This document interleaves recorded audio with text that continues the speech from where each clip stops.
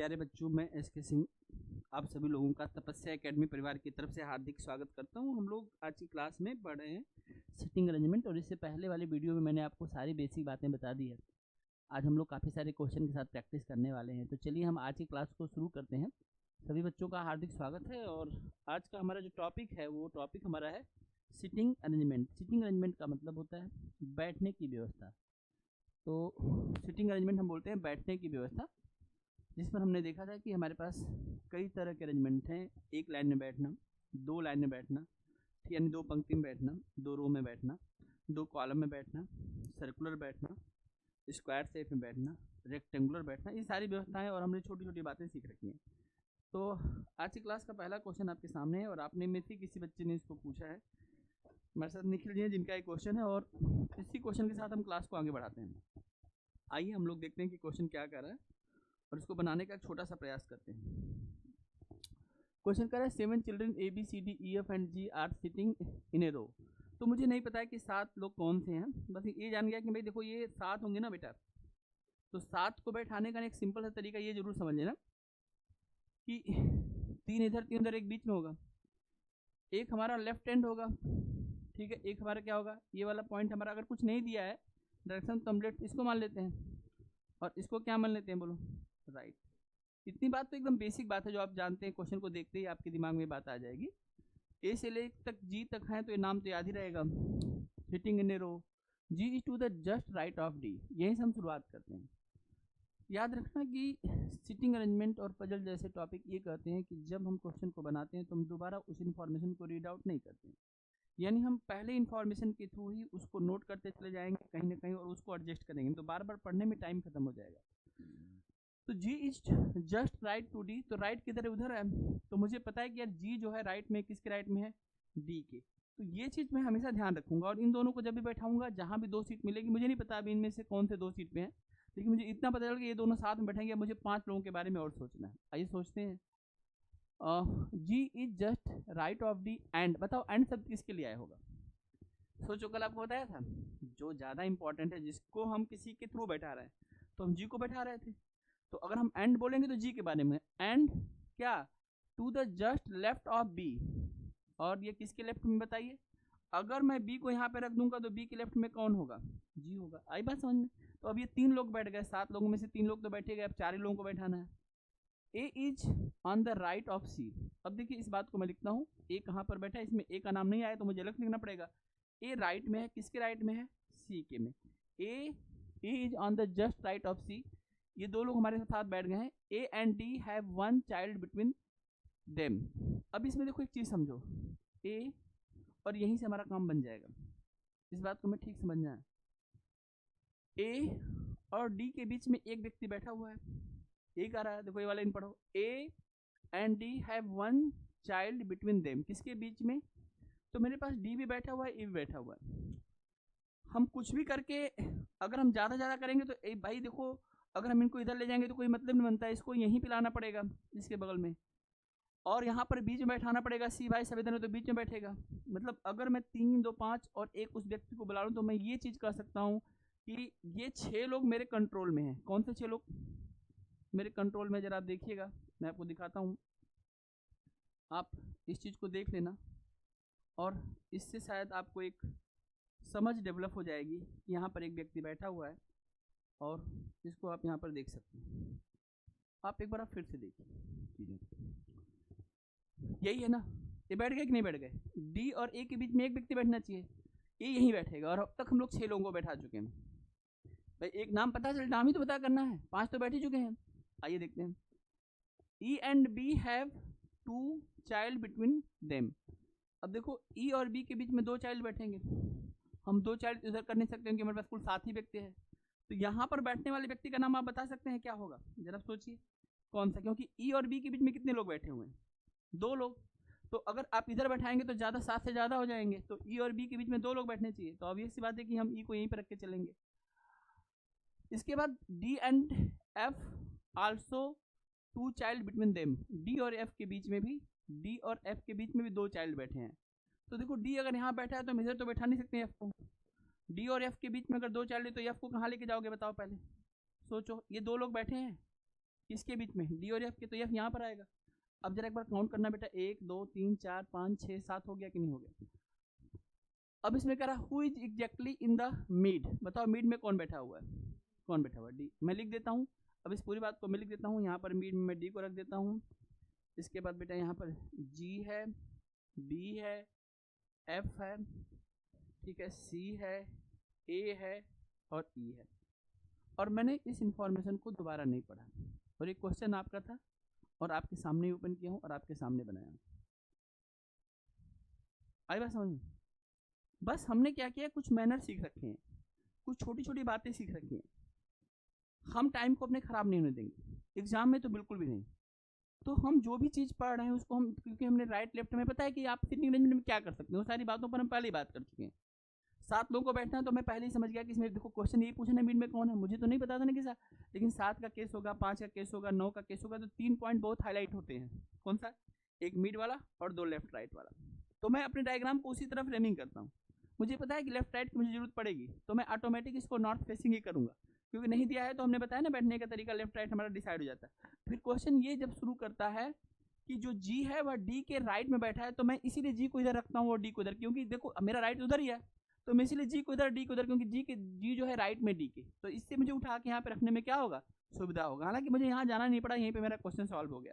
दूसरी, जब हम क्वेश्चन को बनाते हैं और कोई भी नाम पहले आता है तो मुझसे इन इन्फॉर्मेशन को लिंक करते चलते हैं।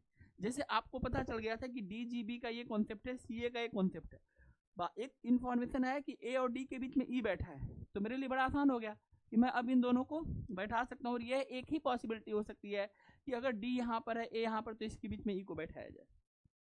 आई बस, तो फिर आसानी से जो क्वेश्चन दिया गया था हमने उस चीज़ को फॉलो किया और हमारा काम आसानी से बन गया। तो आप देख सकते हैं अगर कोई दिक्कत है तो आप पूछिए, नहीं तो ये क्वेश्चन आपसे बन जाना चाहिए। बोलिए क्वेश्चन बन गया कि नहीं बन गया, समझ में आया? ओके, बात को आगे बढ़ाएं। चलो बेटा, अब इतनी बात समझ में आ गई तो हमने कल कहा था कि हम लोग क्या कर रहे थे, रैंडम क्वेश्चन उठाए थे, और इसके लिए हमने कहा था कि हम लोग गूगल से कहीं से भी क्वेश्चन देखते हैं।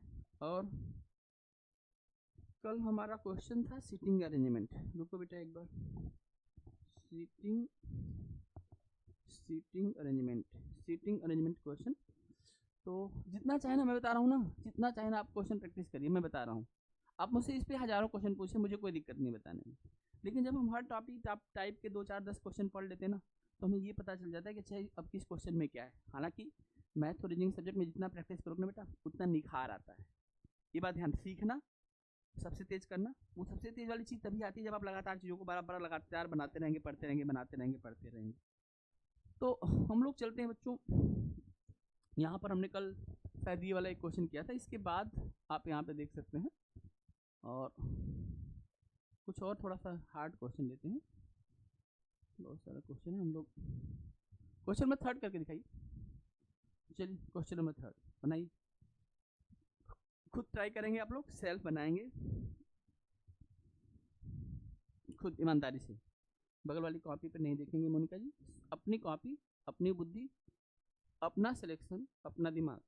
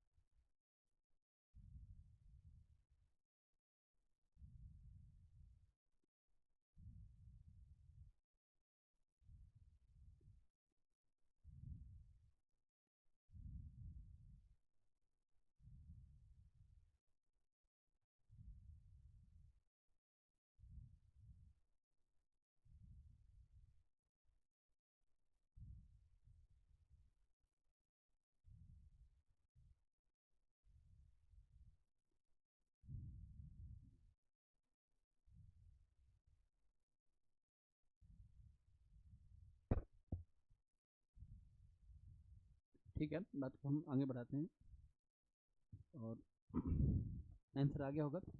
देखिए क्वेश्चन को देखते हैं। पहले बताओ कितने लोग बैठे हैं यहाँ पर? 5 लोग।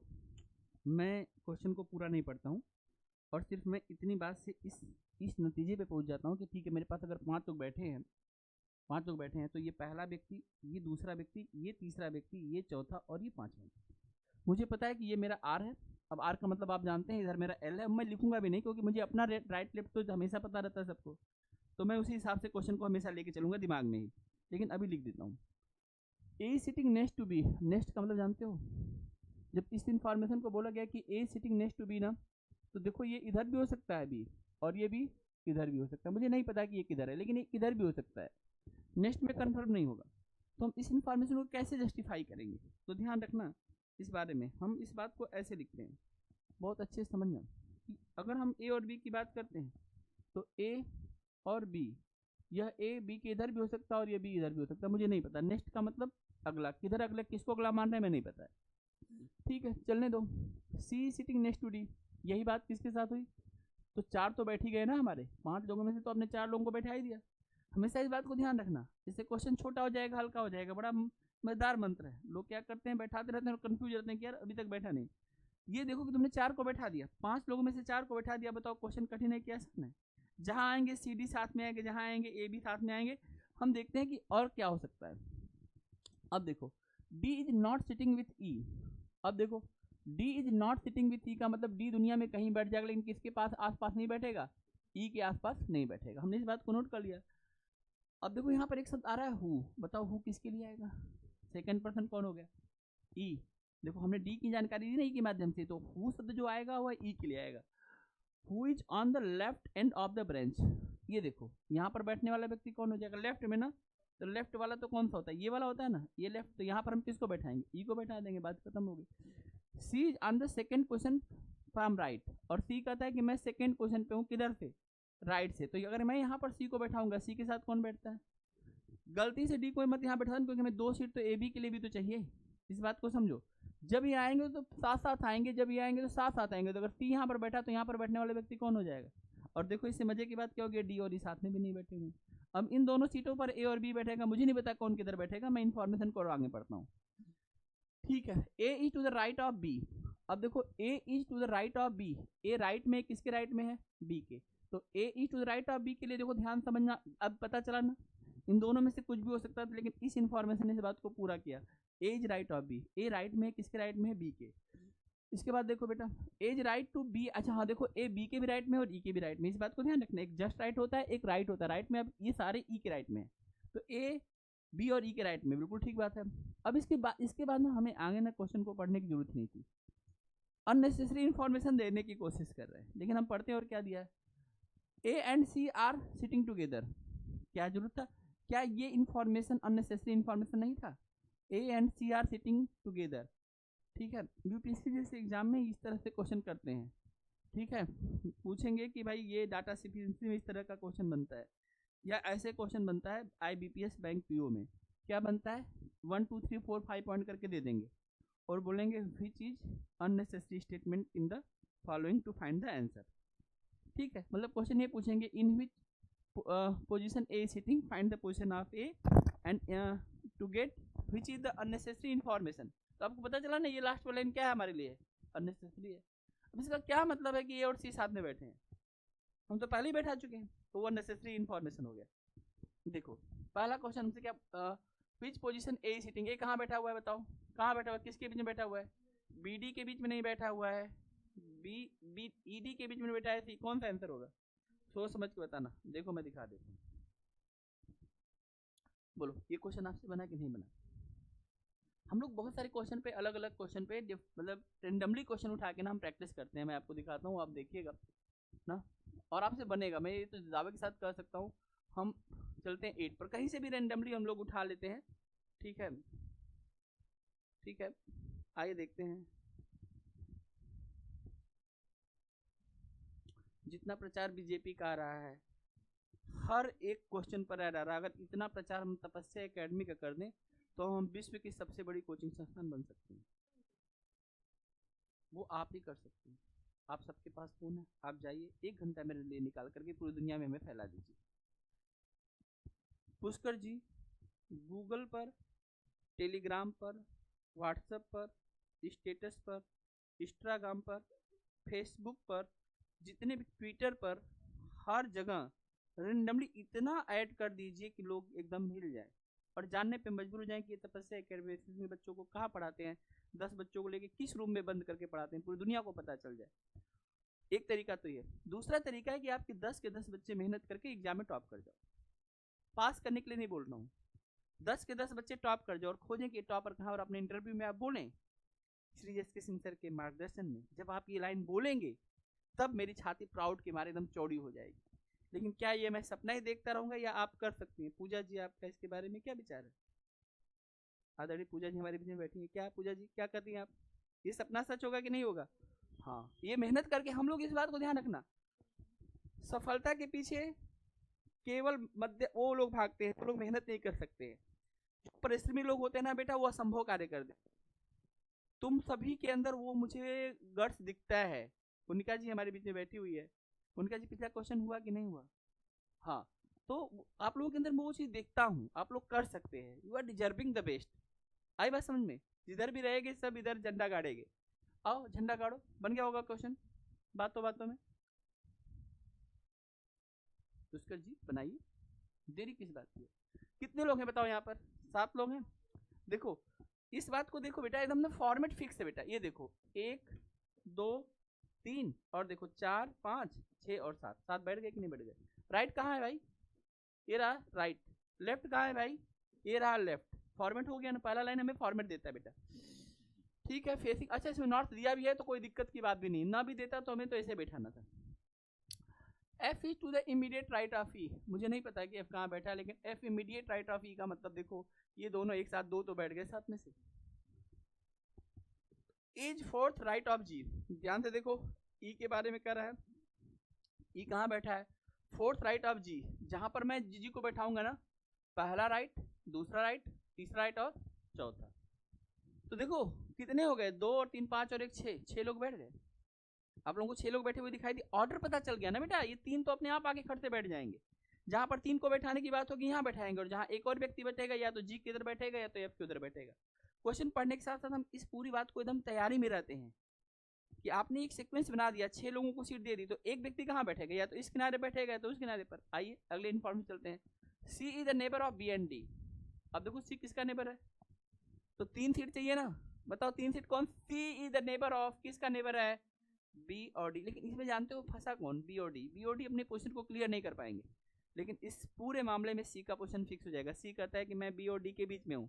जब कोई अपने आप को बिटवीन में कहेगा ना बेटा, तो एक इधर एक उधर, तो इसलिए हमने ऑब्लिक किया। ध्यान रखना, ऑब्लिक का मतलब इनको हम बदल भी सकते हैं या फिर यह भी हो सकता है। आगे आओ। Person who is third to the left of D is one of the end. कह रहा है कि डी के person who is third to the left, देखो डी के लेफ्ट में जाओ। डी तो पोजीशन अगर यहाँ पे मैं रखता हूँ, एक समझो, अगर मैं डी को यहाँ पे रखता हूँ, इसी इन्फॉर्मेशन से हमारा पूरा स्टेटमेंट कंप्लीट हो जाएगा। अगर मैं डी को यहाँ पे रखता हूँ तो पहला लेफ्ट, दूसरा लेफ्ट, तीसरा लेफ्ट मिलेगा। लेकिन अगर मैं डी को यहाँ पे रख दूँ, क्या मुझे तीसरा लेफ्ट मिल पाएगा? क्योंकि पहला एक ही व्यक्ति को तो बैठा सकते हैं, तो मामला गड़बड़ हो जाएगा। इसका मतलब डी ने अपनी सीट क्या कर दी? क्लियर कर दी। और डी ने इतनी नहीं क्लियर की, डी बोला ये पहला, दूसरा और तीसरा, जो तीसरा लेफ्ट व्यक्ति है वो एक कॉर्नर बैठा है। तो इसी शुरुआत करते हैं। सबसे पहले हम किसको बैठाएंगे? जी को। जी के बाद कौन बैठेगा? बी। बी के बाद कौन बैठेगा? सी के बाद कौन बैठेगा? डी। डी के बाद कौन बैठेगा? ई के बाद कौन बैठेगा? एक नाम जो अब तक छूट गया है,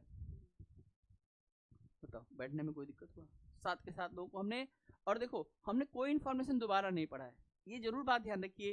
हाँ, क्योंकि देखो ये जो सिटिंग अरेंजमेंट का टॉपिक होता है ना बेटा, टाइम को कंज्यूम कर लेता है, तो हम कैसे बचा पाएंगे? क्वेश्चन को पढ़ते समय उसको कोट करते जा रहे हैं और उसको सही फॉर्मेट में कोट कर रहे हैं ताकि हमारे वो बाद में एकदम काम में आ जाए। समझ में आ रहा है? अब जो मर्जी पूछ लें। क्या पूछा है? Who are the left of C. बताओ सी के लेफ्ट में कौन बैठा है? सी के who are the left of C. C के लेफ्ट में 2 लोग बैठे हैं, जी एंड बी। क्या चाहते हैं? मैं इसको इरेज कर दूं बेटा? चलो तो देख लेते हैं आंसर। देख लो एकदम सही है। यही आपके साथ भी होना चाहिए एग्जाम में, जो टिक कर दिया बस वही अंतिम होना चाहिए। पहला प्रयास ही अंतिम प्रयास बना दो, इतनी मेहनत कर दो कि बस सिर्फ तुम हो और कोई नहीं। अब देखो इसमें ये सब क्वेश्चन है, सब आप कर लेंगे। देखो इसमें 1 2 3 4 5 ये सब पूछा है। जैसे मैंने पूछा है कि what is the opposite, what is the position of A, who is the neighbour of B, ठीक है, and which of the following statement not true, ये सब कर लोगे ना, ये उसी पे बेस पे, तो इसको कोई दिक्कत नहीं। कई बार क्या होता है इस पे 4-5 क्वेश्चन रहते हैं, इसलिए सिटिंग अरेंजमेंट बड़ा इंपॉर्टेंट बन जाता है, ठीक है। और ये ऐसी चीज़ है बेटा, रीजनिंग और मैथ ऐसी चीज़ जो आपके सामने ही है, क्विक दिमाग लगा के लाना है। हिस्ट्री में अगर आप कोई फैक्ट नहीं आती है ना तो आप कुछ नहीं कर पाएंगे, फंस के खड़े हो जाएंगे। लेकिन मैथ और रीजनिंग ऐसा विषय है कि बस प्रेजेंस ऑफ माइंड है तो आप कर जाएंगे क्वेश्चन को। आई बात समझ में? तो ये इसीलिए पूरा का पूरा नंबर मिल जाता है, 20 में से 20, 50 में से 50, 100 में से 100, जितना रहेगा सब कोई सा भी उठा लेते हैं। उठाइए रेनोल्डी, क्वेश्चन नंबर हम लोग 11 पे चलते हैं। देखिए बनाइए, ये सर्कुलर अरेंजमेंट है, सर्कुलर पढ़ा चुके हैं, बना डालिए। पुष्कर जी प्रयास में कमी नहीं होना चाहिए, दिखा दो बेटा। तब क्या आप लोग शेर हैं, शेर, और कुछ तो यहाँ पे शेरनी भी है।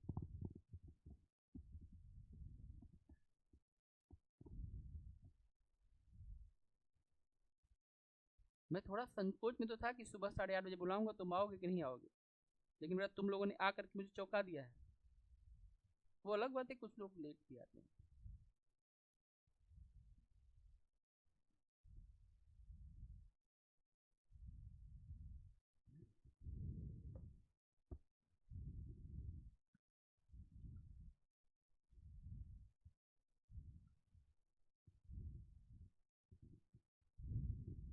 क्वेश्चन दिखाई दे रहा है, बड़ा करूँ? दिख रहा होगा ना, क्लियर है, साफ साफ दिख रहा है। कोई दिक्कत है तो हमारे पास जूम सिस्टम है। पुष्कर जी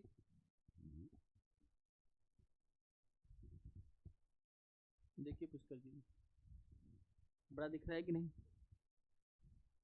देखिए साइंस की व्यवस्था देखिए,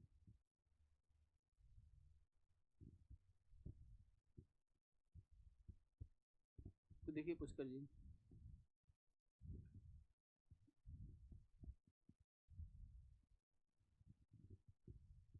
पहले अपने से ट्राई करेंगे फिर मैं बताऊंगा। पहला प्रयास आपका।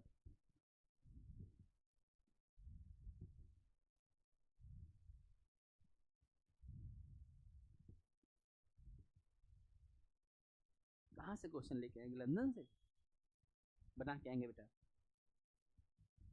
एक एक टॉपिक ठीक से पढ़ के जाएंगे, सिलेबस पर मजबूत कमान रखेंगे।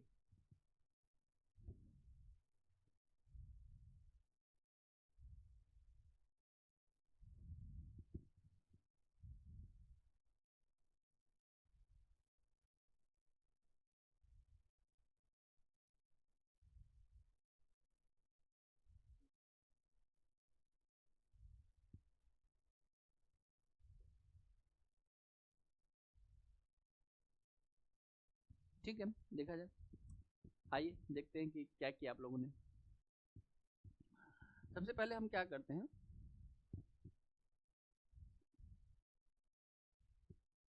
मैंने कहा ना जितना ऐड कर रहे हैं बहुत तगड़ा ऐड है, इसीलिए आने वाले समय में ऐड सच्चाई को ढक देगा, लेकिन सत्य सत्य ही होता है, ये बात ध्यान रखना। एडवर्टाइजमेंट इतना जो है कंपनियां करने लगी, इतने लोग एडवर्टाइजमेंट करने हैं यार, ठीक है काम करो ना देश के लिए। देखो 6 girls are sitting in circle facing the centres, ये देखो बेटा कितने गर्ल्स हैं? 6। आप लोगों को 6 के बारे में बताया होगा ना कि 6 को बैठाते कैसे हैं। पहले ये देख लो ध्यान से, फेसिंग द सेंटर, इस पे तीर देख रहे हो। हम स्टेटमेंट की हर एक लाइन को हम अपने सेंटेंस में कोट कर सकते हैं, ये ध्यान दीजिएगा। 6 गर्ल्स, क्या नाम है उनका, आप देख सकते हैं PQRSTV, एक सेंटर में फेस कर रहे हैं बेटा, ये यहाँ पे इसका सेंटर हो गया। T is not between Q and S, देखो ये Q है और ये S है, दो बैठ गए, इनके बीच में तीसरा है, लेकिन यहाँ जो तीसरा व्यक्ति है कौन नहीं हो सकता है? T नहीं हो सकता। और Q और S किधर भी हो सकते हैं, मुझे इसके बारे में जानकर, लेकिन 3 सीट तो मेरी फिक्स हो गई, कहीं बैठा दो। अच्छा सर्कुलर में कोई टेंशन नहीं है, सर्कुलर में कहीं से भी शुरू कर सकते हो। अच्छा मैं कहाँ शुरू करता हूँ, मैं किसी भी क्वेश्चन को सर्कुलर में बेस से शुरू करता हूँ, और बेस का मतलब सबसे नीचे वाला। तो मैं सबसे पहले इस क्वेश्चन को पढ़ता हूँ, तो मैं कहता हूँ यार चल यहाँ पे तू Q बैठ जा, यहाँ पे तू S बैठ जा, यहाँ वाला बंदा जो है ना वो T नहीं बैठेगा। तो मैं इस बात को यहीं पे लिख लेता हूँ और Q और S में ऑब्लिक लगा के चलता हूँ, ताकि मुझे बाद में ये जो है पता रहे कि Q और S आपस में बदल भी सकते हैं। तो मैंने 3 लोगों को तो बैठा दिया, मेरे पास 3 ही तो बचे, आधा काम तो हो ही गया। P is not between but someone some other one. P is next to the left of V. अब यहीं से देखो हमारा काम और आसान हो गया। एक व्यक्ति आता है, क्या नाम है उसका, P, कहाँ बैठा है, next to the left of V। मुझे पहले बता दो कि लेफ्ट राइट है किधर, अपना लेफ्ट राइट याद रखो। इधर वाली चीज क्या हो जाएगी बोलो, राइट। इधर की तरफ क्या हो जाएगा, लेफ्ट। जो इस तरह से मूव करेगा वो लेफ्ट तक पहुंचेगा, और जो इस तरह से एंटी क्लॉकवाइज मूव करेगा राइट को पहुंचेगा। तो P इज नेक्स्ट लेफ्ट, यानी अगर मैं P को यहाँ पे रखता हूँ तो किसके नेक्स्ट लेफ्ट में है, V। यानी कुछ इस तरह की इनकी सीटिंग है, ये दो लोग ऐसे बैठेंगे, पहले P को बैठाऊंगा और फिर V। तो यहाँ पे बीच में तो नहीं बैठ सकते, तो इन तीनों सीटों में कहाँ बैठ सकते हैं। देखो मैं क्वेश्चन को नहीं पढ़ रहा हूँ, मैं रुक के इस बात को, थॉट प्रोसेस को और स्ट्रॉन्ग कर रहा हूँ कि हो क्या सकता है। तो मैं कह रहा हूँ P यहाँ बैठेगा तो V यहाँ बैठ जाएगा, या P यहाँ पर बैठेगा तो V यहाँ बैठेगा। तो हमारे पास केवल दो व्यवस्थाएं हैं जिसमें हम P और V को एडजस्ट कर सकते हैं, यानी या तो हम P V को यहाँ पे लेके चले, या तो हम P V को यहाँ पे लेके, लेकिन हमेशा V इधर ही बैठेगा क्योंकि ये लेफ्ट में है और हमें पता है कि इस तरह से लेफ्ट मिलता है, करेक्ट है। तो अब तक हम लोगों ने 5 लोगों को लॉक कर दिया, और बचा हुआ छठा बैठ जाएगा कि क्या, कहाँ गया, R is to the fourth right of P। अब यहीं पर एक बात और समझना है, अगर मैं P को बैठाता हूँ ना तो P के कहाँ पर, P R is fourth right, right ऐसे चलता है, तो देखो पहला राइट, दूसरा राइट, तीसरा राइट, और यहाँ पर चौथा राइट, और ये कौन बैठा हुआ है यहाँ पर, R। बस यहीं से हमारा काम चल जाएगा। आपको पता है R वाली सीट कौन सी होगी, R वाली सीट पता है कौन सी होगी, मैं जानता हूँ कि R की सीट यही होगी, पूछो क्यों, क्योंकि अब P अगर फोर्थ के जाना है तो इधर से तो जा ही नहीं सकते हैं, यहाँ से आप देखो अगर, अच्छा कहाँ पर कौन बैठा हुआ है, फिर देखो R is fourth right to the P, तो मैं ना P को यहाँ पे रख देता हूँ, देखो P को मैं यहाँ पे रखता हूँ, जब P को रखूंगा तो पहला दूसरा तीसरा और चौथा R मिल जाएगा कि नहीं मिल जाएगा। अगर एक समय के लिए मैं P को यहाँ पे रखूँ, मान लो यहाँ पे रखूँ, तो पहला दूसरा तीसरा और चौथा पे यस बैठा हुआ है, या यस नहीं तो क्यों बैठा होगा। तो इसलिए मुझे ये पता चला कि ये R कर रहा है कि मैं इसके राइट में, राइट पता है ना कैसे घूमते हैं, तो इसका मतलब R को यहाँ पे बैठाना ही पड़ेगा।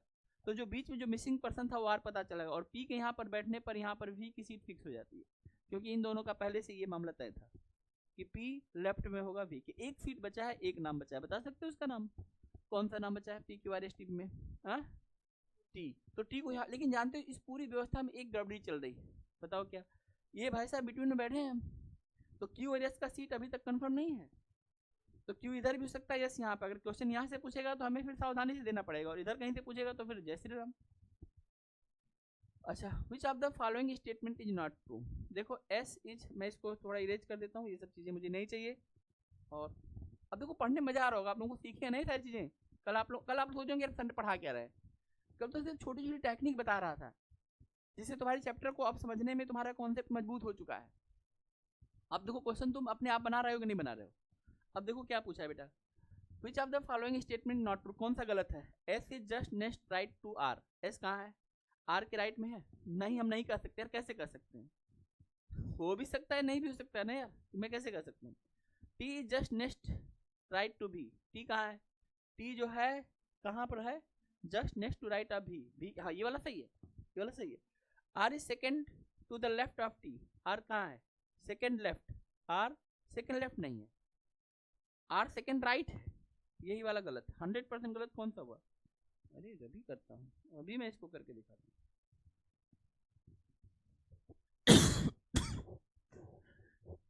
ये इन्फॉर्मेशन 50% सही और गलत हो सकता है, गलत का मतलब होता है 100% गलत होना, ध्यान रखना। अब इधर आर के गलत को हम 50% गलत मानते हैं, इसलिए मैं उस स्टेटमेंट को छोड़ दिया, मान लो सच में वही बैठा हुआ तो, क्योंकि वह एक पॉसिबिलिटी तो रखता ही है, इसलिए मैं बाकी स्टेटमेंट के साथ चला, और ये वाला तो 100% गलत था ना, आई समझ में बात। तो इस तरह से हम इसको आसानी से कर सकते हैं। इस पर और भी क्वेश्चन पूछा होगा जो आप इसके बेस पर दे सकते हैं, यही सीटिंग रेंज था जिसके आधार पर हम दे सकते हैं, हो जाएगा कि नहीं हो जाएगा। चलो और अभी हम और प्रैक्टिस करेंगे, ऐसा नहीं हम रेंडमली, हमने कहा था ना कि हम रेंडम क्वेश्चन उठा के इसमें से कहीं से भी जो है प्रैक्टिस कर सकते हैं। हम देखते हैं और भी क्वेश्चन को देखते हैं, अलग अलग क्वेश्चन को देखते हैं, बनाइए। चलिए 5 लोगों को बैठा दीजिए, बैठा दीजिए। आगे बढ़ना है तो कुछ करना है, दिखा दो कि तुम कुछ हो।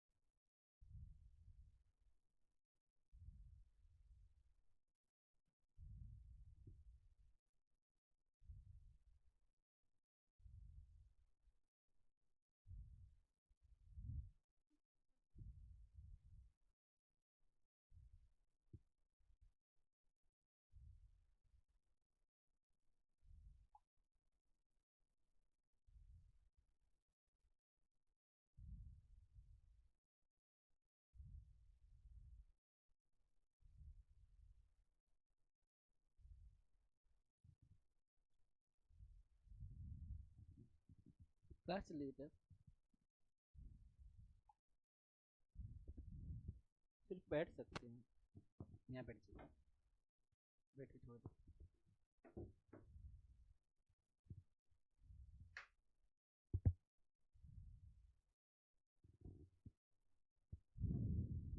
आइए समझते हैं चीज को। 5 girls are sitting on a bench to be photographed. ठीक है, फोटो खिंचवाने के लिए 5 लोग बैठी होंगी। देखो भैया ये बेंच बना दिए, ये हो गई बीच वाली गर्ल्स, ये दोनों साइड वाली हो गई। अब हमारे पास बची 2 गर्ल्स, ये हमारे 5 लोग बैठ गए। करेक्ट है? ठीक है, राइट लेफ्ट आपको बताइए, इधर आप आर कर लीजिएगा और इधर आप एल कर लीजिएगा, बात खत्म। Seema is to the left of Rani. अब देखो यही समझो, मुझे नहीं पता है लेकिन मैं कहूँगा सीमा कहाँ बैठी है। सीमा इज जस्ट लेफ्ट ऑफ रानी, तो हम मुझे नहीं पता सीमा कहाँ बैठी है, रानी के लेफ्ट में बैठी है। हमने 2 को बैठा दिया 5 में से। अब आगे देख लीजिएगा, Seema is to the left of Rani, ये एंड शब्द किसके लिए आया है? सीमा के लिए। And to the right of Bindu, तो अब बिंदु को मुझे यहाँ पे रखना चाहिए कि नहीं चाहिए? बिंदु को हमें यहाँ पर रखना चाहिए कि नहीं रखना चाहिए? तो बिंदु कहाँ पर आएगी? बिंदु कहाँ पर आएगी? आप देख सकते हैं। तो बिंदु के क्या है? बिंदु के राइट में है। 3 लोग बैठ गए, 2 को ही तो बैठाना है। अब आगे देख लेते हैं। Mary to the right of Rani. अब देखो यहाँ पर हमारे पास ये जो लड़की है रानी, ये पहले से आ चुकी है और मैरी कह रहा है मैं राइट ऑफ रानी हूं, तो मैरी को कहाँ पे रखेंगे? Mary right of Rani. ठीक है, Rani, Rita is between Rani and Mary. Rita is between Rani and Mary. एक मिनट, रानी एंड मैरी के बीच में यहाँ पर किसको बैठाना है? रीता को। देखो राइट होने का मतलब ना, राइट में कहीं भी हो सकते हैं, लेकिन अगर जस्ट राइट बोल देगा ना बेटा तो तुरंत बगल में होता है। लेकिन जब राइट आता है तो हम तुरंत राइट लेके ही चलते हैं। अगर क्वेश्चन दिक्कत करता है तब हम इस चीज को एडजस्ट करते हैं। जैसे यहाँ पे कहा कि मैरी इसके राइट में है, तो राइट में किधर भी हो सकती है। और बाद में ये बताया कि इसके बीच में रीना है, तो हमारा बन गया काम। तो सबसे पहला हमारा कौन कौन गर्ल्स आई? सबसे पहला कौन आ गई? सबसे पहले हमारे पास बिंदु आई। ठीक है, बिंदु। बिंदु के बाद कौन आया? सीमा आ गई। बिंदु के बाद सीमा आ गई। सीमा के बाद बताओ कौन आया? हाँ, सीमा के बाद आ गई हमारे पास रानी आ गई। रानी के बाद कौन आ गया? हाँ, रीता आ गई हमारे पास। रीता के बाद हमारे पास कौन आ गया? हाँ, मैरी। ये देखो, अब आप इस क्वेश्चन का जवाब दे सकते हैं, बड़े आसानी से दे सकते हैं। लेफ्ट राइट टू, ये सारी चीजें आपने सीखी रखी हैं। एंड आप समझ ही रहे हैं, हु आप समझ ही रहे हैं। तो क्वेश्चन में कौन सी ऐसी बात है जो आप नहीं पकड़ पा रहे हैं? Who is sitting immediate right of Rita? बताओ, रीता के तुरंत राइट में कौन बैठा हुआ है? रीता के राइट में तुरंत कौन बैठा हुआ? बताओ, मैरी, है ना? आप देख सकते हैं। Who is the middle in the photograph? ये मिडिल वाला जरूर पूछता है, इसलिए मैं मिडिल का तीर हमेशा बड़ा, देखो बड़ा तीर है ना सबसे। मुझे पता है कि ये पूछते हैं क्वेश्चन। तो जब आप ज्यादा क्वेश्चन बनाते हैं ना बेटा, तो आपको डायमेंशन पता रहता है, फॉर्मेट पता रहता है, और वो आपका टाइम बचा लेता है। आई बात समझ में? बात समझ में आ रहा है तो बात को आगे बढ़ाऊँ। इसमें और भी क्वेश्चन होगा, अभी याद रखना। बिंदु, सीमा, रानी, रीता, मैरी, याद कर लो ताकि क्वेश्चन का जवाब दे देना। ठीक है, बताओ विच is the second from the right? Right से सेकंड नंबर पर कौन सा था? याद रखो। हाँ, था ना, मैरी के जस्ट पहले वाला। देखो मैं करके दिखाता हूँ, देखो तुमने सही बता दिया। इसे बोलते हैं मेमोरी। क्या मेमोरी? देखो, who is the second from the left in the photograph? Left से दूसरा कौन है? देखा मेमोरी, तुम कितनी शार्प मेमोरी तुम होगी। एक बार लिख लिया तो दिमाग में छप गया। क्या पूछ कर? समझ में आ रहा है? कर लोगे कि नहीं कर लोगे? और ये बात केवल यहीं पे नहीं खत्म होती है। हमने कहा कि हम लोग इतने क्वेश्चन पर प्रैक्टिस कर सकते हैं ना बेटा, क्योंकि हम लोग गूगल से क्वेश्चन उठा रहे हैं। गूगल कह रहा है कि जितना मर्जी उतना क्वेश्चन बनाओ। ठीक है भाई, तुम्हें ही जिताएंगे। ठीक है, हम सब लोगों के मत पहुंच गए। हाँ, ये बेटा अभी क्वेश्चन कर रहे हैं बेटा, सॉरी रिकॉर्डिंग पे है ना, क्लास चल रही है बेटा। चलिए ये क्वेश्चन आप करिए, ये वाला बड़ा मजेदार क्वेश्चन है। इसमें 8 लोगों को एक स्क्वायर टेबल बनाना है, बैठा के हम लोग देखेंगे।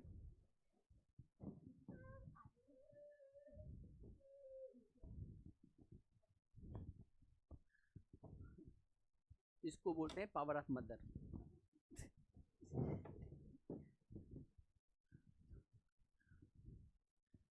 ज्यादा देर तक नहीं, 2 4 6 महीने 1 साल, उसके बाद वो कंट्रोल में नहीं आएगा। मैं तो हमेशा पहले से ही जो है डिप्लोमेटिक रहता हूँ, हमेशा उसके साथ में तू ही सही है, बता आगे क्या करना है।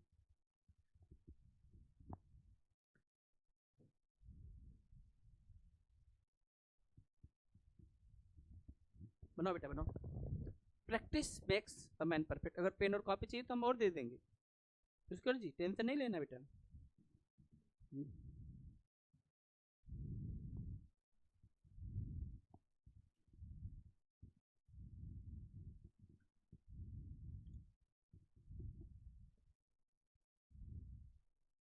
Each of these questions are based on the information given below. 8 persons are seated around a square table, 2 on each side. There are 3 ladies who are not seated next to each other. बहुत अच्छा question है, आइए बनाते हैं। सबसे पहले ना हम लोग क्या करेंगे ना बच्चों, हम एक स्क्वायर टेबल बना लेते हैं, ठीक है। Square table. पुष्कर जी एक सोचने वाली बात यह है, पुष्कर जी आप मेरी बात को बहुत ध्यान से समझेंगे और इसके बारे में हम लोग बात करते हैं कि यहाँ पर कितने लोग हैं बताइए। 8 लोग हैं एक स्क्वायर टेबल पर। समझने वाली बात है, मैंने आपको एक शब्द बताया था कि सिटिंग अरेंजमेंट में एक बात यूज होती है इक्विडिस्टेंस। इक्विडिस्टेंस का मतलब हम सबको समान दूरी देंगे, किसी के साथ कोई भेदभाव नहीं करेंगे।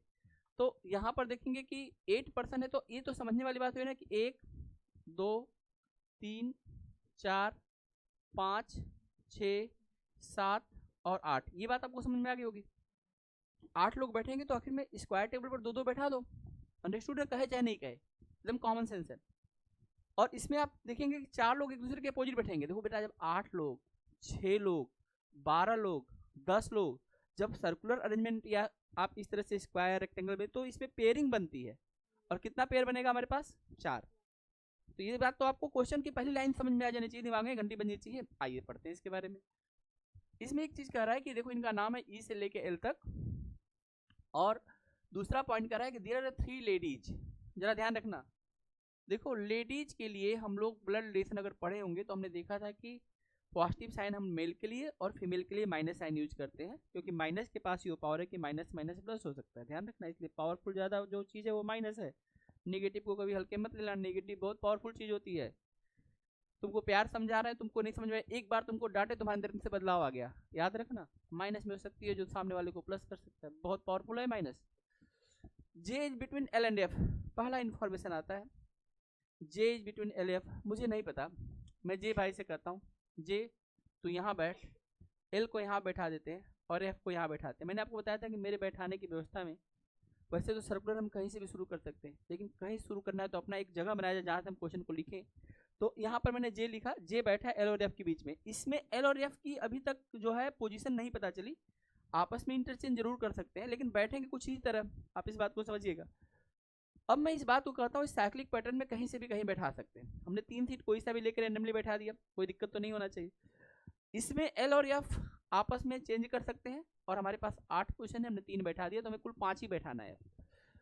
क्वेश्चन की अगली लाइन पर चलते हैं। G is between I and F. अब यहीं से कहानी बहुत अच्छी चलेगी। देखो G is between I and F, हमने एफ को बैठाया हुआ है, लेकिन एफ का पोजीशन अभी तक मेरे पास कंफर्म नहीं है।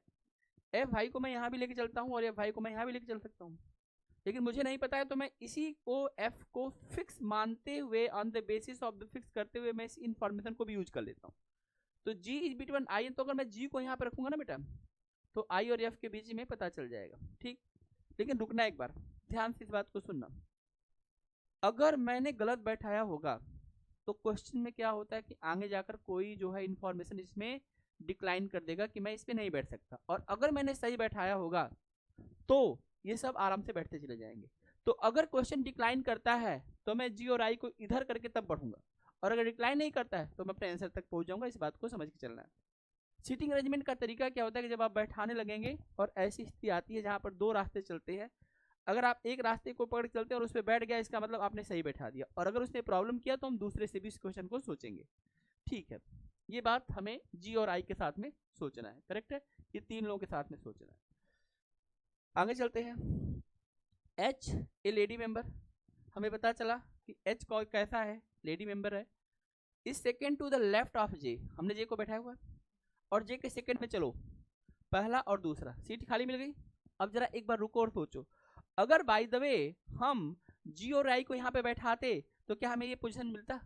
नहीं मिलता भाई। देखो एफ अगर यहाँ पे बैठ जाता तो जी और आई यहाँ बैठते, तो हम सेकंड लेफ्ट में कैसे जा सकते, क्योंकि हमें पता है कि लेफ्ट किधर है। देखो आपको पता है ना इधर क्या होता है, इधर क्या होता है राइट, और आपको पता है नहीं इधर क्या होता है। तो ऐसे अगर मूव करते जे के सेकंड पोजीशन पे सीट कहाँ से मिलती, इसका मतलब हमने ये व्यवस्था क्या कर रखी है। तो इसका मतलब जानते हो इससे ये नहीं फायदा हुआ, इससे ये फायदा हुआ कि यह पोजीशन किसकी है, एफ की, और इससे ये फायदा हुआ कि ये पोजीशन किसकी है, एल की। ये लॉक हो गए सारे के सारे पोजीशन। दैट मीन्स अब तक हमने 1 2 3 4 और 5 लोगों को बैठा रखा है, और छठा व्यक्ति हम अभी बैठाने वाले, कौन है वो व्यक्ति, एच। और ध्यान रखो सबसे मजेदार बात क्या है, पर जब हम एच को बैठाएंगे ना बेटा, तो थोड़ा सा इसको हमें यहाँ पर ये बात ध्यान रखना, ये क्या है, लेडी है, करेक्ट। एच क्या है, एक लेडी है। यहाँ पर 3 लेडी है, मतलब 5 जेंट्स होंगे। खाली लेडी खोज लो 3, तो अपने आप बचे हुए जेंट्स हो जाएंगे। अभी देखते हैं, ठीक।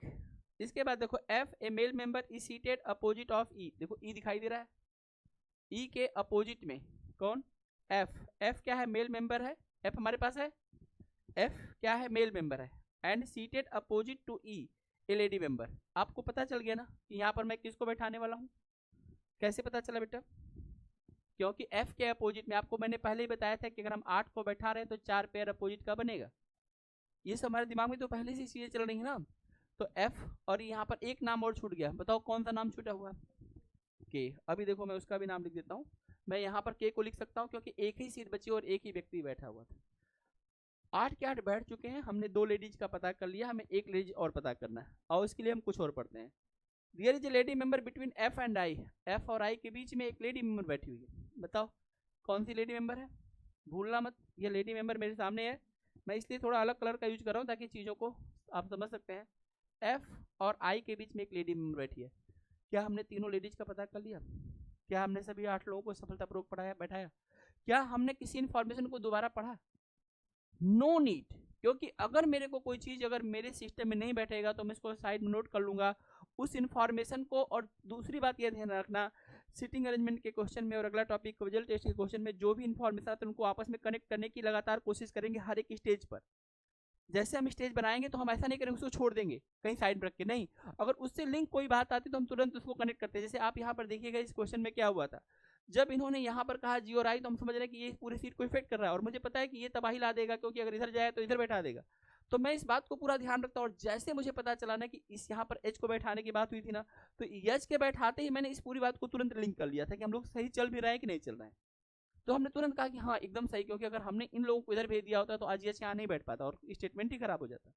तो स्टेटमेंट ट्रू होता है, इसलिए आप यहाँ पर अब कुछ भी क्वेश्चन पूछेगा इसी के बेस पे पूछेगा, कौन किसके अपोजिट में है, कौन किसके राइट में है, कौन किसके लेफ्ट में है, सेकंड राइट कौन है, थर्ड लेफ्ट कौन है, ये सब क्वेश्चन पूछेगा। तो हमारे लिए फिर क्वेश्चन ये हमारे लिए बस जितना टाइम लगा ना बेटा यहीं पे लगा, फिर आगे के लिए कोई पढ़ लीजिए आप। Who among of the following to the immediate left of F, F के लेफ्ट में कौन है। अब आप देखिए मैं इसको मिटा दूं ना क्योंकि आपको पता ही है, जैसे मैं क्वेश्चन को छूंगा इरेज हो जाएगा। तो चलिए आपको देख लेते हैं क्या बताया था आपने। अब देखिए आपका आंसर एक सही नहीं हुआ, अभी जो भी कुछ पूछा जाएगा ना अभी देखिए सब सही हो जाएगा। ये देखिए सब के सब। What is true about J and के, बताओ what is true about J and के, बोथ आर मेल ना। देखिए 3 ही तो फीमेल थी, कौन सी 3 फीमेल थी याद हो गया, एक तो जी थी जो लास्ट में पता चला था, एक ई थी और एक एच था, यही तो था। How many person are seated between K and F, बताओ के और एफ के बीच में कितने लोग बैठे हैं, आप देखिए गिन लीजिए खुद ही, इधर से भी गिन लीजिए चाहे इधर से चाहे उधर से, क्योंकि ये अपोजिट है ना, 8 की केस में अपोजिट होंगे तो किधर से भी गिनेंगे वो चौथा मिलेगा, 3 इधर बीच में इधर बीच में। कोई सा भी क्वेश्चन, हमें क्वेश्चन से अब प्रॉब्लम नहीं है। ये देखिए how who among the following are their lady member, तो बताओ अभी आपने बताया था कौन सा। अब इतनी तो मेमोरी काम कर रही होगी ना बेटा, चीज़ों को आप क्या करना है इस बात को ध्यान रखना, मैथ और रीजनिंग में मेमोरी का बहुत काम होता है। हम जो डाटा देख रहे हैं वो साथ के साथ दिमाग में थोड़ी देर के लिए रखना है, और अगले क्वेश्चन पर जाने के बाद उसको ऐसे भूल जाना जैसे वो था ही नहीं। आई बात समझ। इसीलिए जब तक मैथ बना रहे हो तभी तक दिमाग में रखो, नहीं बताए तो भूल जाओ। वो प्लास्टिक की लड़ाई नहीं है कि याद करना है, खानवा का युद्ध नहीं है, पानीपत की का बैटल नहीं है कि आप उसका फैक्ट याद कर रहे हैं। ये हर क्वेश्चन में बदल जाएगा, सिर्फ उसी समय तत्कालिक मेमोरी। तो जिन लोगों के पास क्विक मेमोरी होती है वो लोग क्या करते हैं, मैथ और रीजनिंग में तभी अच्छा कर जाते हैं, क्विक मेमोरी। तुरंत के तुरंत मामला निपटा देना है। समझ में आई बात? देखो चलो एक और बताओ, who among the following is seated between E and H. बताओ ई और एच के बीच में कौन बैठा हुआ? देखो, और ये मामला एक क्वेश्चन का नहीं था, ये मामला 5 क्वेश्चन का था, इसलिए इस चीज को हमें सही से सीखना, अच्छे से प्रैक्टिस करना और कॉन्फिडेंट में जाके इसको करके आना। अगर आ गया 5 क्वेश्चन तो एक क्वेश्चन आए तो चलो कोई बात नहीं, फिर भी एक एक क्वेश्चन तो इंपॉर्टेंट है, लेकिन अगर 5 क्वेश्चन डोमिनेट कर गया तो जिसका गलत बना तो 5 गलत करके आएगा, जिसका सही बन गया वो 5 सही करके आएगा। ठीक है ना? और बना सकते हैं आप लोग, ऐसा नहीं कि आप नहीं बना सकते। मैं और भी क्वेश्चन पे प्रैक्टिस करवाता हूँ, वो मेरी जिम्मेदारी है, मैं और लेता हूँ क्वेश्चन, कुछ और हम लोग रैंडमली क्वेश्चन उठा लेते हैं। कौन सा उठाए? चलो कुछ उठा लेते हैं, बनाओ। पुष्कर जी 7 कारें हैं, मारुति एम्बेसडर बेडफोर्ड। तब क्या, जब आप लोग अपने जीवन में अमीर आदमी बनेंगे तब ये सब कार का नाम आपको पता चल जाएगा। अभी तो खुशी बस स्कूटी मिल जाए उतना ही ठीक है, या BMW। वर्तमान समय अभी तक तो नहीं लगा ना, लग मर्सिडीज पे सही। कल से तुम लेके आना फिर।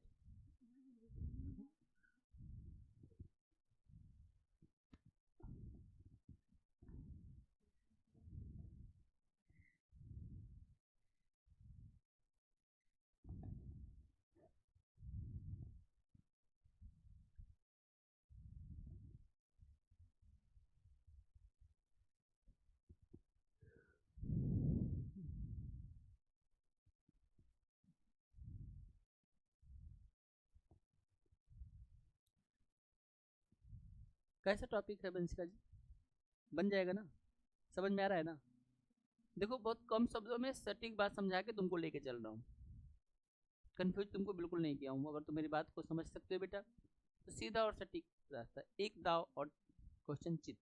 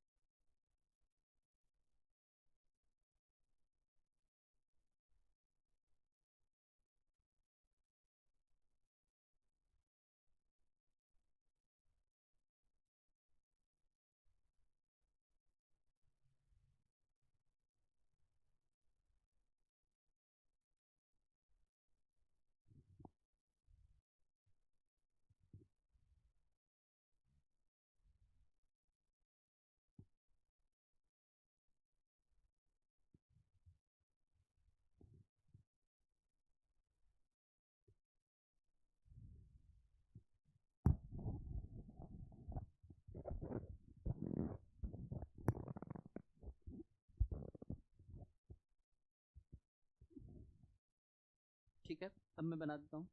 देखो क्वेश्चन में दिया गया है कि हमारे पास एक एग्जीबिशन होता है, एग्जीबिशन का मतलब होता है प्रदर्शनी।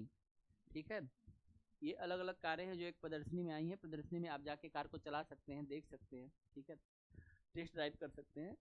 In and exhibition 7 cars of different companies, 7 कारें हैं जो अलग अलग कंपनियों की, उनका नाम है Cadillac, Ambassador, Fiat, Maruti, Mercedes, Bedford and Fargo. ये 7 अलग अलग कारें हैं, अलग अलग कंपनियों की कारें हैं, 7 ही कार हैं। Standing facing to the east in the following order. अच्छा बताओ, मैंने आप लोगों को ये बताया था ईस्ट किधर होता है, किधर होता है ईस्ट? बस अब देखो समझो इस बात को, समझने वाली जो मजेदार बात है ना बेटा वो समझ लो। अगर हमारे पास 7 कारें हैं और वो सबकी सब कार ईस्ट की तरफ हैं, मुझे पता चल गया देखो ये बीच वाली कार होगी, ये लास्ट वाली कार होगी, 2 कार मैं इनके बीच में और डाल देता हूँ, करेक्ट है ना भाई? जरा समझो, हो गया ना साहब? इनका फेस किधर है? ईस्ट की तरफ। अगर ये ईस्ट है तो लेफ्ट कहाँ होगा? यस, लेफ्ट हो जाएगा ऊपर। और राइट किधर होगा बताओ? नीचे। इतना फॉर्मेट तो आपको समझ में आ ही गया। और मैं बताऊं इससे कोई फर्क नहीं पड़ता, मैं सामने ईस्ट लिख के लेफ्ट राइट करके भी बना दूंगा तभी आंसर सेम आएगा। लेकिन हम ये करते हैं कि जैसा क्वेश्चन कहेंगे हम वही फॉर्मेटिंग चलते हैं, ताकि हम किसी तरह के कंफ्यूजन और रिस्क में ना फंसे, जो करें एकदम सही करें और सटीक करें। तो पहला इन्फॉर्मेशन मैं बताता है, हमने ये फॉर्मेट कर लिया था, Cadillac is next right to Fargo. अब मैं इस चीज को समझाता हूँ कि मैं इस इन्फॉर्मेशन को कैसे नोट करूंगा। एक कार्डलेक कार है, कार्डलेक कार कहती है कि मैं next to right of Fargo, right of Fargo, Fargo के राइट में हूँ। तो मैं कह रहा हूँ ना, जहां भी फार्गो आएगी ना तो फार्गो के राइट में कौन आएगा? कार्डलेक आएगा। इस बात को ध्यान रखना। देखो इस बात को बहुत अच्छे समझो, ये हमारे पास फार्गो है, फार्गो के जो है किधर? कैडिलेक, सॉरी कार्डिलेक नहीं, कैडिलेक, कैडिलेक। तो ये कैडिलेक जो है ये फार्गो के जस्ट राइट में है। ये दोनों एक साथ में आएंगे, 7 में से 5 तो बैठा दिए ना, मतलब 2 बैठा दिए ना, 5 ही तो बचा है। Fargo is fourth to the right of Fiat. अब ये देखो बड़ा मजा आ गया, फार्गो क्या कर रहा है कि मैं फोर्थ, तो ये भी राइट में है। कौन सा राइट? पहला दूसरा तीसरा, पहला दूसरा तीसरा चौथा, और किसके राइट में है? फिएट के। ये तो बड़ा आसान हो गया क्वेश्चन, क्वेश्चन को बहुत आसान कर दिया। पूछो कैसे आसान कर दिए? जब ये इसके राइट में आएगी तो 1 2 3 4 5 और 6 कारों को आपने बैठा दिया। क्योंकि अभी आप जो देंगे 3 कार यहाँ बैठेंगी, एक या तो इधर बैठेगी या तो ऊपर जाएगी। 7 कारें हैं ना बेटा, 6 का सीक्वेंस तैयार हो गया ना। ये इसके राइट में है और ये इसके फोर्थ राइट में है। अब आगे चलो, Maruti car is between Ambassador and Bedford. अब बताओ मारुति किधर होगी? 3 कारें हैं ना, मारुति, एम्बेस्टर, बेडफोर्ड, और इनका जिक्र तो है नहीं, तो कहाँ 3 कार आ सकती हैं? तो ये तो कंफर्म है कि यहाँ पर जो कार होगी ये मारुति होगी, और ये हमारी कार जो है वो बेडफोर्ड है, और ये हमारी कार कौन सी है? एम्बेस्टर है। पहले जानते हो जब आईएएस बनते थे ना तो यही कार मिलती थी। कौन सी कार मिलती थी? एम्बेस्टर। इसी के पीछे बच्चे लोग दीवाना थे। यूपी, बिहार, राजस्थान, कहाँ से दूर दराज एरिया से आके ये पढ़ते थे, ये यूपीएससी की तैयारी की और ये एम्बेस्टर लेके गए। देखिए मारुति किसके बीच में? अच्छा एक बात समझो, ये बिटवीन वाले में एक और चक्कर है। जब बिटवीन करेगा ना तो इन दोनों में आपस में अभी बदला हो भी सकता है, नहीं भी। एक पॉसिबिलिटी कि ऐसी रहे, एक ऐसा हो सकता है कि एम्बेस्टर यहाँ पर, बेडफोर्ड यहाँ पर। ये हमें आगे के इन्फॉर्मेशन में पता चलने वाला है। Fiat which is third left of ambassador. अब देखो एम्बेस्टर के थर्ड लेफ्ट में फिएट है। अगर मैं एम्बेस्टर को यहाँ पे मानूं तो लेफ्ट तो ऊपर है, तो पहला दूसरा तीसरा फिएट है। इसका मतलब मैंने सही बैठा रखा कि नहीं बैठा रखा? अगर मैं यहाँ बैठा दूंगा तो तुरंत ही लेफ्ट में आ जाएगा, जस्ट लेफ्ट हो जाएगा, थर्ड लेफ्ट कैसे होगा? तो इसका मतलब हमने सही बैठा रखा। As at one end, one end का मतलब क्या हुआ? ये वाली कार, अब एंड तो यहीं पर होगा ना, लेफ्ट एंड ही तो होगी। तो दूसरी कार कहाँ पे जाएगी? कौन सी ऐसी कार है जो अब तक हमने नहीं देखी? और उसका नाम है मर्सिडीज। हमारे पास खुशी जी हैं, खुशी जी का सपना है मर्सिडीज कार। क्यों खुशी जी, कोई दिक्कत? तो ये मर्सिडीज कार सबसे लास्ट में लगी होगी। बन गए सारे car? Fiat, Bedford, Maruti, Ambassador, Fargo, Cadillac, Mercedes, 7 की 7 कार है। अब देखो क्वेश्चन क्या पूछा है, which of the car on both the sides Cadillac car. Cadillac के दोनों तरफ कौन कौन सी कार है बताओ? हाँ सी ऑप्शन ना। अभी देखिए मैं इस सी ऑप्शन को कैसे पकड़ती हूँ, ये देखिए। अब मुझे कितना भी क्वेश्चन पूछ दे कोई फर्क नहीं पड़ता। अब ये देखिए, which of the following statement correct? Maruti is just next to Ambassador, just Maruti is next left of Ambassador. बताओ करेक्ट है कि नहीं है? बताओ which one of the following statement correct? Fargo car is between Ambassador and Fiat, गलत हो गया। Cadillac is next left to Mercedes, Mercedes के लेफ्ट में कौन सी कार है? बोलो। फोटोग्राफिक मेमोरी का यूज करो। एक बार 7 कारें हैं तो 7 कार को दिमाग में रोकने की कोशिश करो। ये चीज एकदम से नहीं होगा, लेकिन धीरे धीरे करते करते हो जाएगा। नहीं तो फिर तो जो तुम्हारे पास वैसे तो रहेगा ही, सब लिखे रहोगे तो बन जाएगा। बताओ which of the following groups of car to the right of Ambassador. Ambassador के राइट में कौन सी कार है बताओ, याद करो। कौन कौन सी? मर्सिडीज, यही देखो एकदम सही। देखो, विच of the following is the correct position of Mercedes. Mercedes last में आई थी ना खुशी, अपनी कार खोजो किधर है बेटा, कहाँ पर है, कौन सा, D, fourth to the right of Maruti, एकदम सही जवाब। तो आपने देखा कि ये एक क्वेश्चन नहीं होता है, ये क्वेश्चन में 4-5 क्वेश्चन भी दे सकते हैं, हम मना नहीं कर सकते। हमारे पास दो तरह का अरेंजमेंट होता है, लीनियर होता है और हमारे पास कैसा होता है बोलो, सर्कुलर। तो आप लोग इसको पढ़ के अच्छे से बना के मिलिएगा। अगली क्लास में फिर हम लोग अगला टॉपिक पढ़ेंगे पजल टेस्ट, और जो आपके डाउट होंगे उसको हम देखते हुए आगे बढ़ेंगे। ठीक है बेटा, तो आज के लिए इतना ही, बहुत बहुत धन्यवाद, थैंक यू सो मच।